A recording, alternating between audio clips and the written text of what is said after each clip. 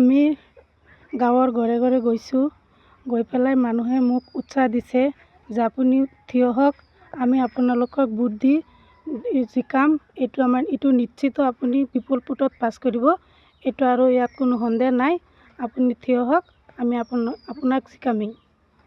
মোৰ নাম জান্নাতুন বেগম, মই লাইলুৰি গাঁও পঞ্চায়তৰ ৭ নং ৱাৰ্ডৰ এজনী প্ৰাৰ্থী।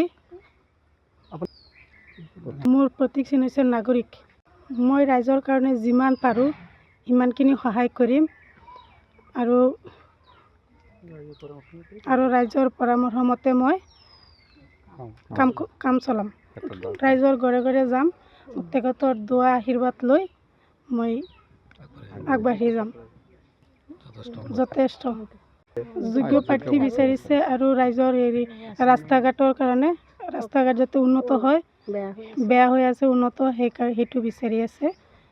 সেইটো মই পাছ কৰি ৰাইজৰ ৰাস্তা ঘাট উন্নত কৰিম। ইতিমধ্যে আপুনি কেমেৰাত সন্মুখত চাইছেই যে এটা ৱাৰ্ড মেম্বাৰৰ কাৰণে আমাৰ যিমান মানুহ আজি আমি ওলাই আহিছোঁ, তাৰ দ্বাৰা আমি নিশ্চিত যে এই ৭ নং ৱাৰ্ডত আমাৰ ৰাইজৰ মনোনীত প্ৰাৰ্থী জান্নাতুন বেগম তেখেত জয় নিশ্চিত, অত ৰেকৰ্ড সংখ্যক ভোটৰ ব্যৱধানত তেখেত জিকিব, এইটো আমি দৃঢ় বিশ্বাস।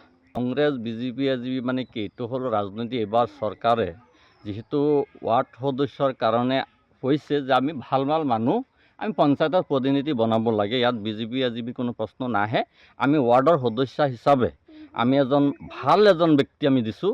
এইটো আমি ভালকৈ ক'ব পাৰোঁ। আমাৰ ৭ নং ৱাৰ্ডত 3জনে প্ৰতিদ্বন্দ্বিতা কৰিছে।